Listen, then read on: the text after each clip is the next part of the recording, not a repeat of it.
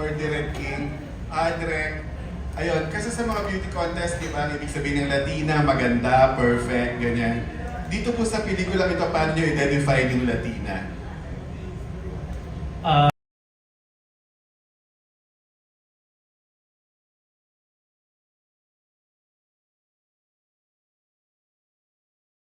Sa totoo lang, to answer your question, I would have to spoil the ending. Okay. So, to actually get the actual answer, kailangan panoorin nyo. Okay. Pero ostensibly, it's about kung ano yung effect ni Katarina sa mga tao sa boarding house or dun sa Okay. town.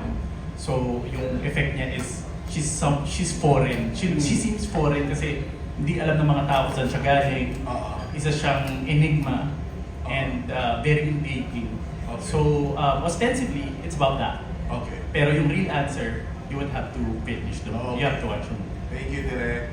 My next question is for Shalani. Ay, Shalani, sa teaser kanina ang sabi, pinakilala ka ng bagong magpapainit sa VMX. Pressure ba yun on your part? Ano masasabi mo? Yes, definitely. Definitely pressure po siya kasi it's a new taste to, express artistically. Parang, paano ko siya i-approach ng aligned creatively sa vision ko as a VMX artist. And most importantly, I would like the movie Latina, parang nag-focus siya sa physical aspects. So, yeah, something na magpapainit kasi sexy ka, ganyan. But I want to be defined more than sexy. I want to be defined to see people, to admire me through me. Yun. Thank you and congratulations sa inyo. Thank you. Thank you. That was Jeff Fernando of Daily Tribune. For our next question, we have Mark Magadia of Maganda Ba Movie.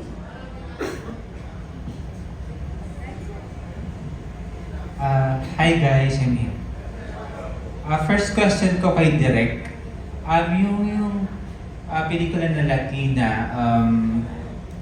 sa tingin mo paano siya nag-stand out as a VMX film compared to the existing films na meron na ngayon sa catalog ng streaming platform na ito?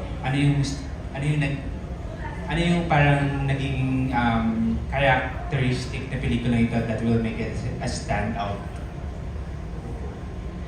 When I was writing it and when I directed it, I was able to explore and really, you could say I went all out. Meron akong mga elements na hindi ko nagawa before from my other films. Especially visually, yung cinematography nito is very, I would say very aesthetic, very beautiful. Yun ang pinaka, how I would describe it. Kasi marami akong mga eksena na talagang nag-focus ako sa visual aspects of it.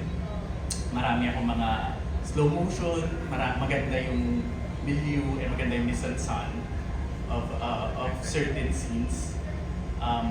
You can actually feel the intrigue and the tension and the suspense na kailangan for those particular scenes.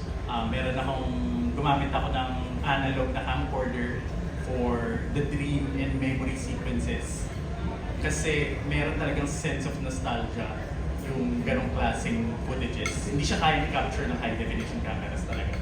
And importante kasi sa film na to yung theme of nostalgia. Kasi babalik tayo dyan, magiging callback siya eventually when you go back to, mako-foreshadow siya. Very important. And bukod doon, yung rain scene and yung opening scene especially, I'm very proud of. Kasi talagang, I would say it's a visual spectacle. Okay. Sana mapanood yun. Yeah. Sige, thank you, Direk. For my second question sa cast naman, ano yung parang nagiging, yung parang nakaka-relate kayo sa mga character na you portray dito sa pelikulang Latina? Let's start with Chester. Ang nakaka-relate ako kasi minsan yung pagka-halimbawa na yung sa character ko na nakakita ng isang magandang babae. And naku-curious ako na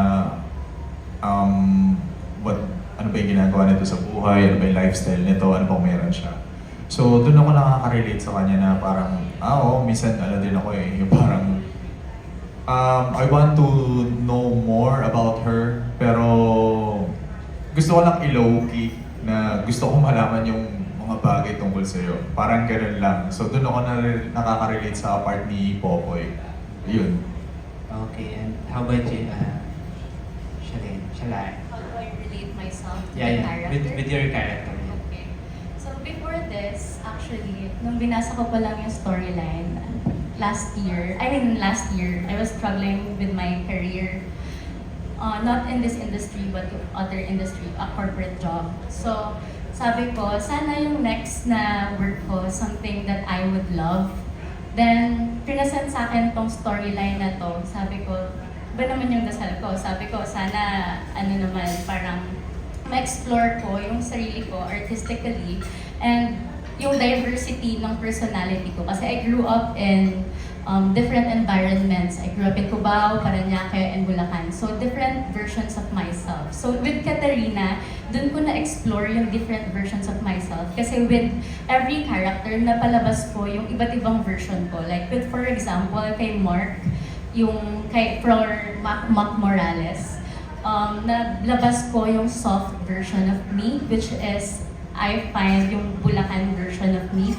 And yung Cubao version of me naman, kay Popoy, dun ko siya napalabas, yung strong, bold, dominant, and then kay Nikki mas introspective and intellectual. Yun naman yung Cubao, Quezon City version of me. So dun ko nakita si Katarina to my story, how